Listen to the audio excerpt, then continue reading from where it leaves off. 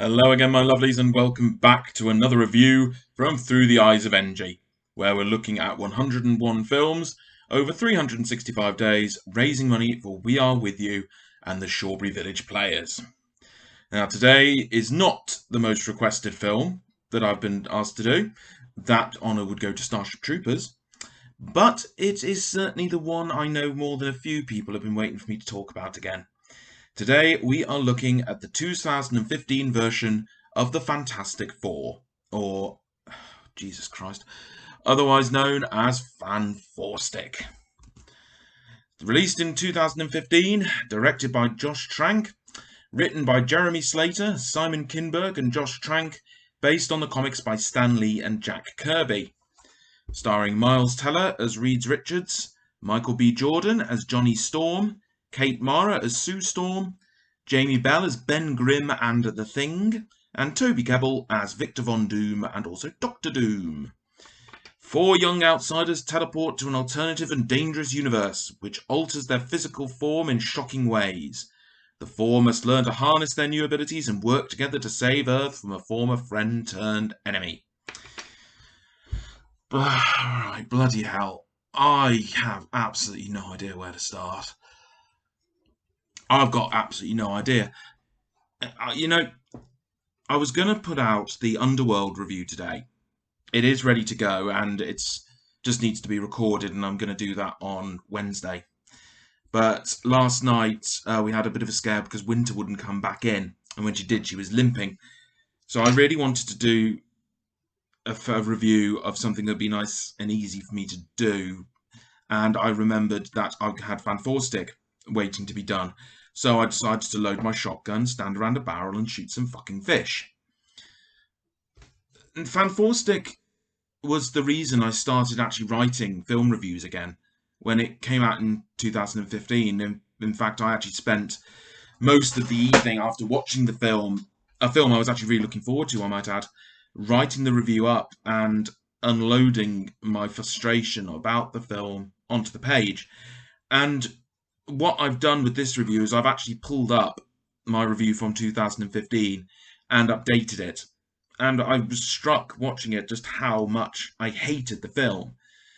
And it's become a bit of a running joke for my friends to kind of egg me on about Van Stick when the subject of bad films comes up.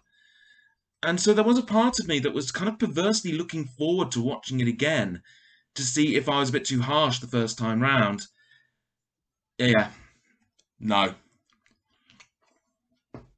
Not only is Fantastic Four 2015 as bad as I remembered it being, in a way it was worse for the first half of the film, or the first hour, because I knew it was building up to Doctor Doom, this absolutely fucking awful version of Doctor Doom was coming up, and I knew that I was going to hate it all the more when it did. And yeah, funnily enough, yeah, when it turns up, it's bloody awful.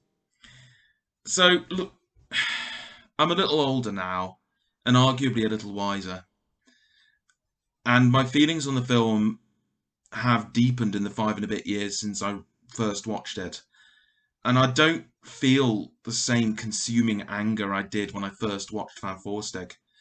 I do agree with my old self that the only reason this film exists is the 20th Century Fox were contractually obligated to make and release a Fantastic Four film, or the rights would revert back to Marvel, who would inevitably make $1 billion film out of the property, and you wouldn't want to be the executive who went back to the studio board and said, oh yeah, it's my fault that Marvel got Fantastic Four back.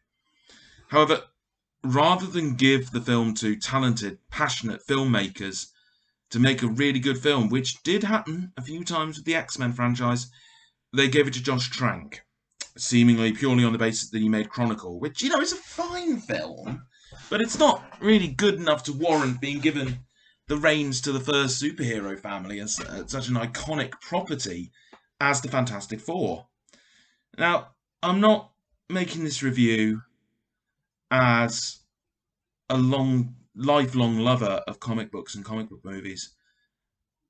I'm trying initially to look at this film just as a film. The geek rant warned about in the intro comes later. So when I was watching the film earlier, I remembered for the first time as an adult sitting in a cinema actually shaking because I was so angry at what someone thought was a cool, hip change to a character I've seen in multiple different formats since I was about 7 years old.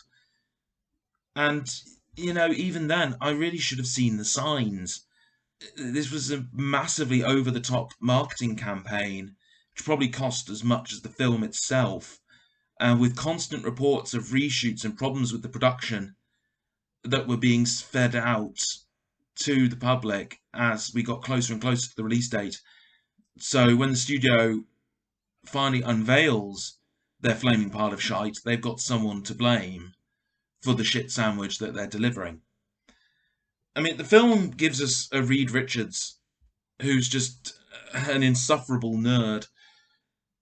As a young boy, he cracks into dimensional travel with his friend Ben Grimm, who in this film just doesn't have any real reason. We never see any scenes of him being friends with Reed. We don't see any part of their friendship growing up. He doesn't act as Reed's muscle protecting him from bullies, which I imagine was probably the original intent. But as Reed Richards goes off to he gets a scholarship to a school, which doesn't really feel like a scholarship, it feels like a job. And he meets the Franklin and Sue Storm, who've done half the work on interdimensional travel already, and he just needs to finish it.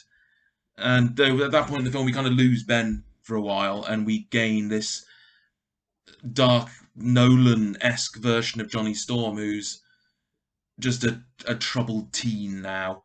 And just on a quick aside, there are a lot of people before the film came out who were going absolutely insane on the internet. Big surprise there about having a black actor playing Johnny Storm. Now, obviously, this isn't the first time by a long shot that people have lost their minds about choices of actors in superhero films. We had it with Ben Affleck playing Batman. We've had Robert Downey Jr. was considered a real risk as Iron Man at the time. And this isn't even the first time that people have lost their minds to even greater degree about a character's ethnicity being changed. I mean, Heimdall was changed to be Idris Elba in Thor, and there was a massive backlash about that. And I think a lot of critics when the film came out gave Michael B. Jordan a free pass on the film because of the racist backlash about his casting. But I can't do that because he's absolutely fucking terrible in this film, as is every other performer, apart maybe from Jamie Bell, who's barely in the film anyway. And he's got an air of, what the fuck am I doing here? As he tries to play a character who's 10 years younger than he is. I digress. Reed Richards is introduced to Victor Von Doom from Latvia, which is specifically noted, and yet he sounds and looks like an American. I digress again. Of course, he started the project because why wouldn't he? And in a sequence that baffled me at the time and baffles me still, when the teleporter's finished and they're not allowed to use it, we've got three of the characters who get drunk and they call up poor Jamie Bell. And so these three knuckleheads, we're drunk, we'll start up an interdimensional portal and no one will bloody notice. And they don't take Sue Storm with them.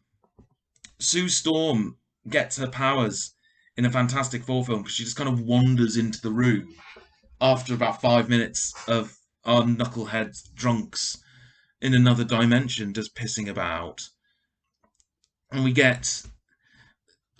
do get what could have been a really interesting sequence where we see the Fantastic Four and their powers for the first time, which Trank claimed he was like, I've watched David Cronenberg, I've watched The Fly, it's this really interesting body horror. No, it's not. It's not. It's not even close to Cronenberg.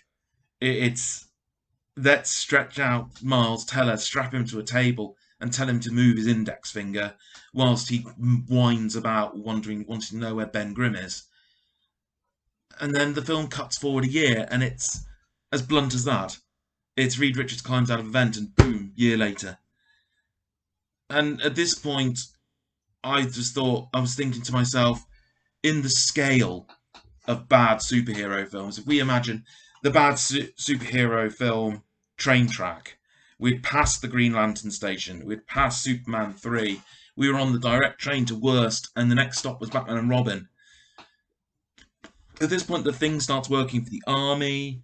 Reed is trying to do something which may or may not be trying to replicate the transporter because he doesn't like the thing is killing people for the army, I think.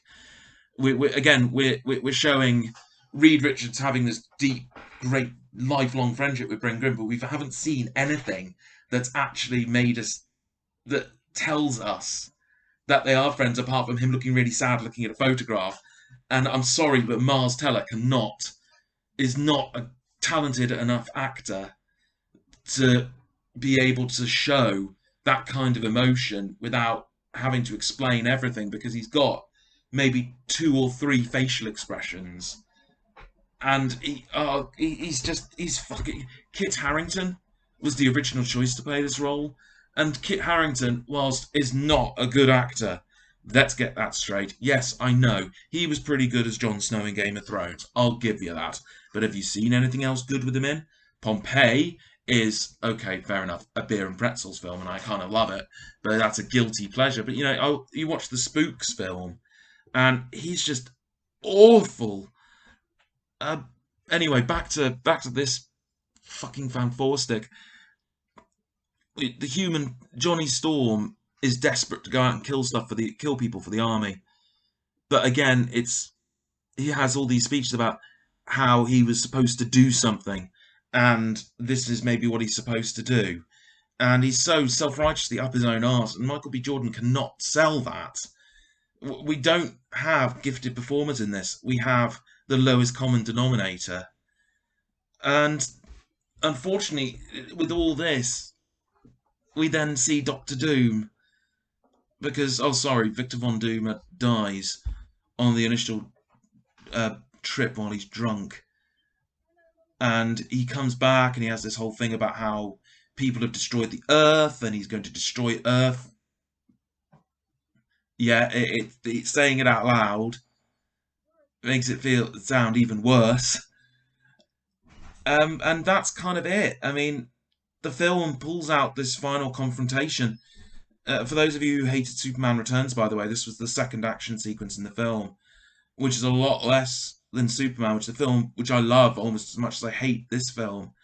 And the film just kind of abruptly ends with a setup for an inevitable sequel. So it's a really rushed plot, which I have gone into in greater detail than I do with other films, because I need to show how rushed it is.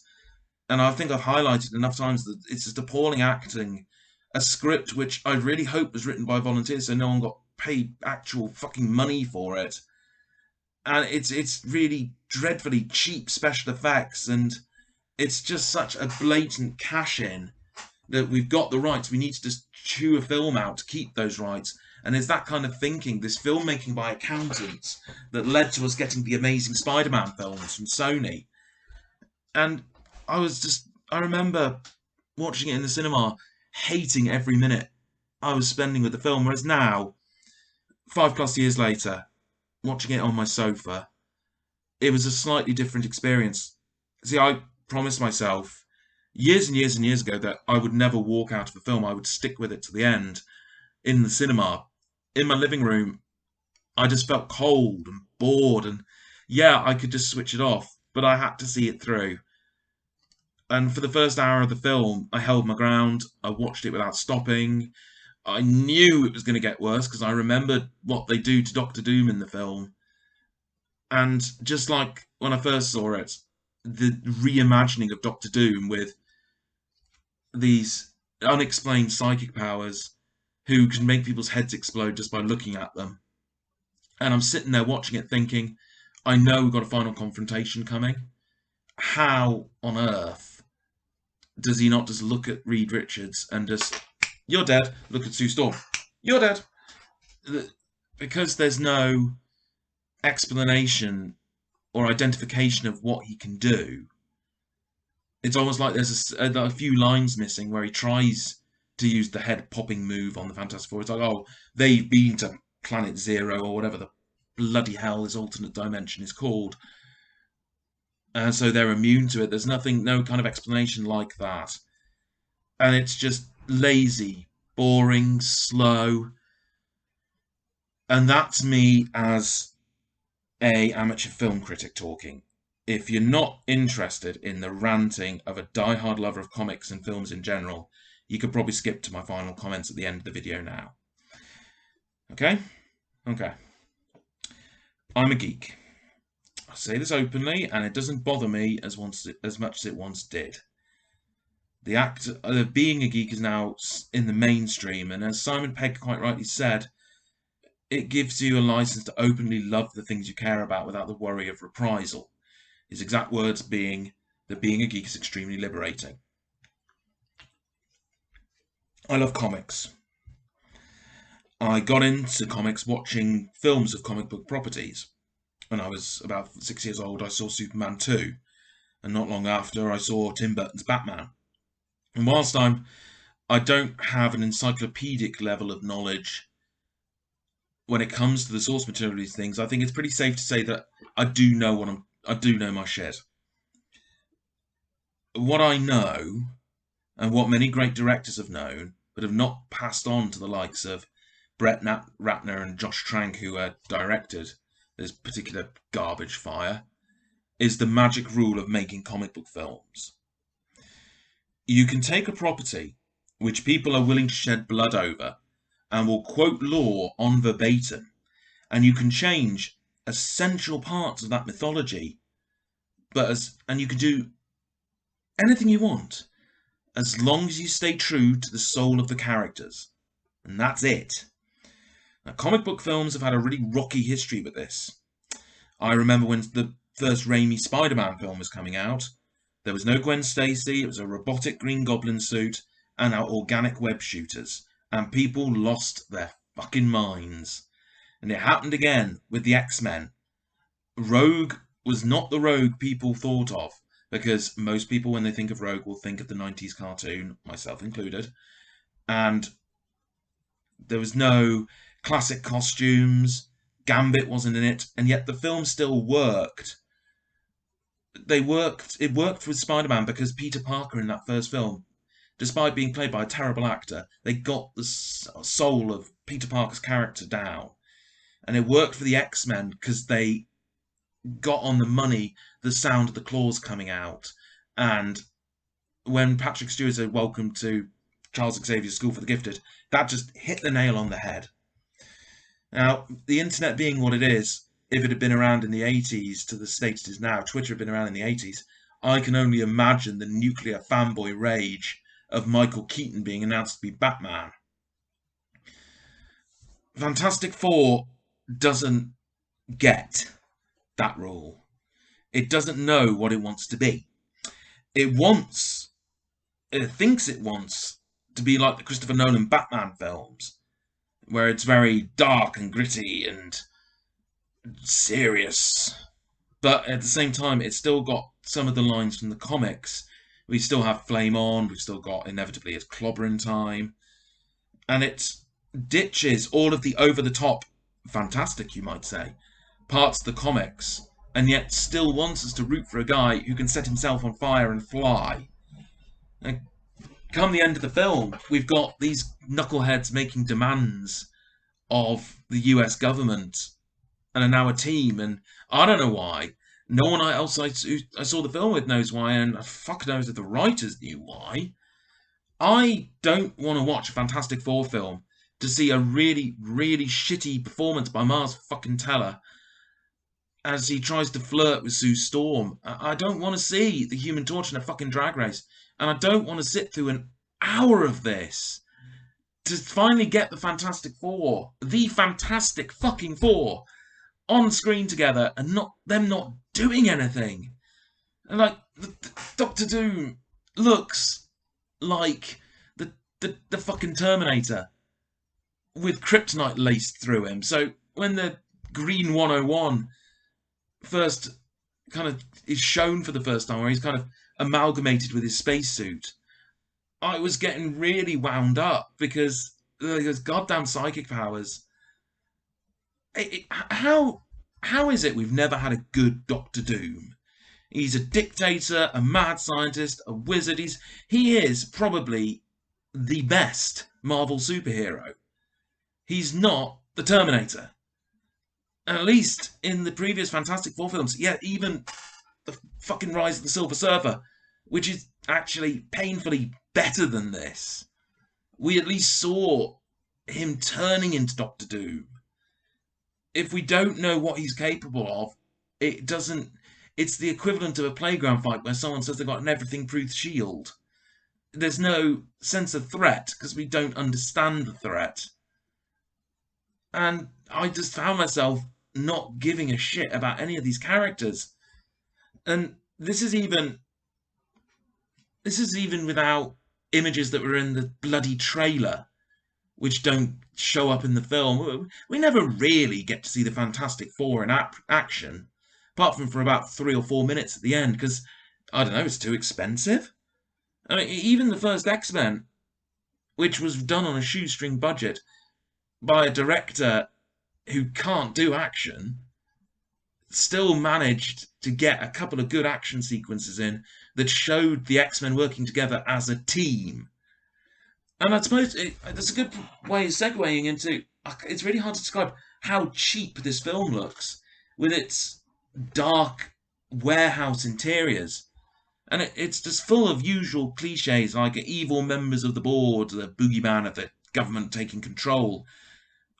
This idea of the Fantastic Four being utilised as a covert ops team is just an insult to the property that it's based on.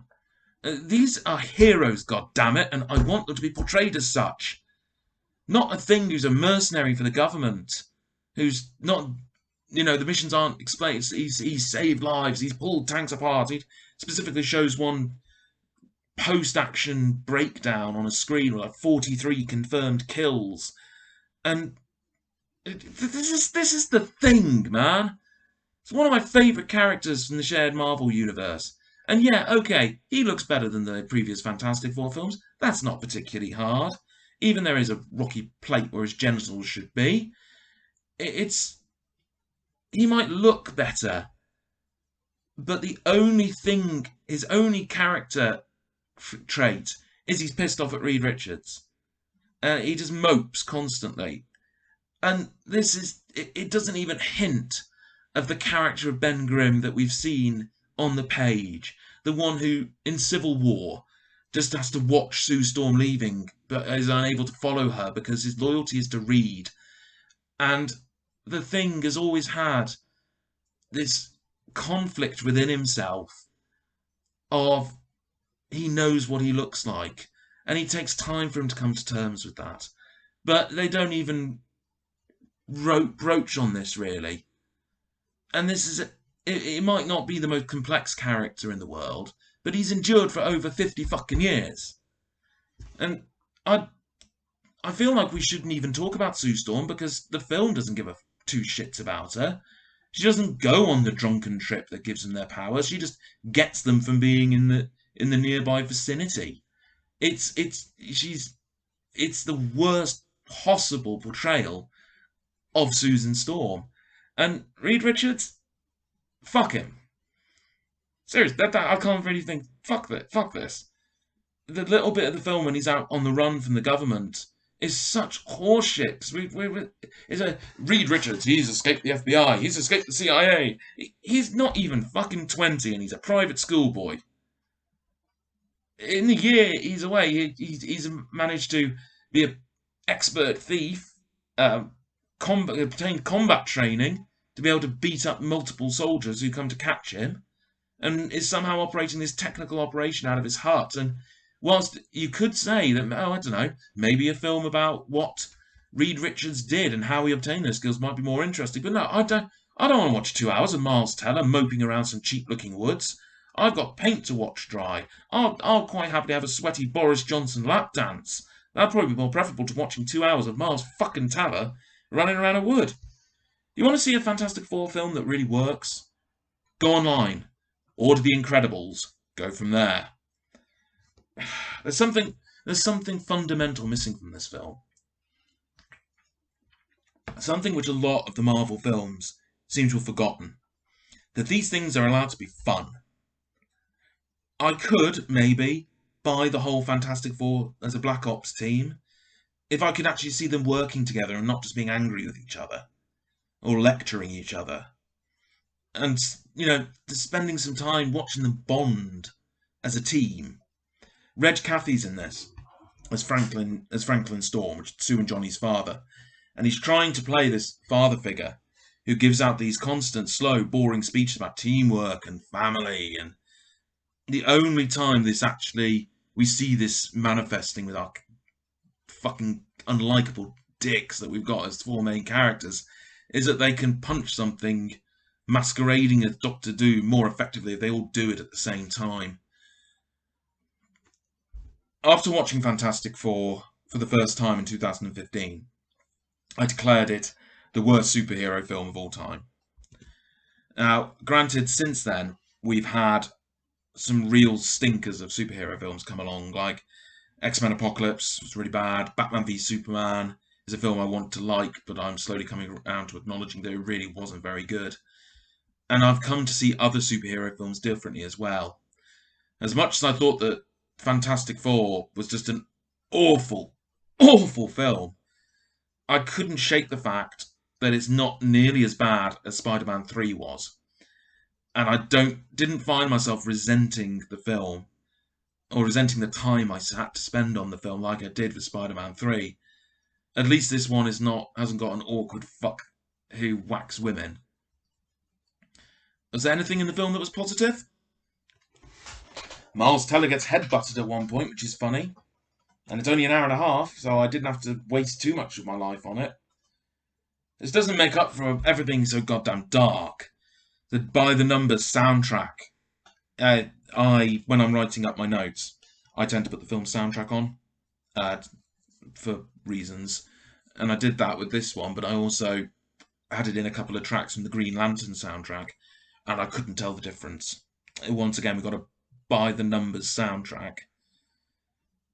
And this film just feels cheap and lazy.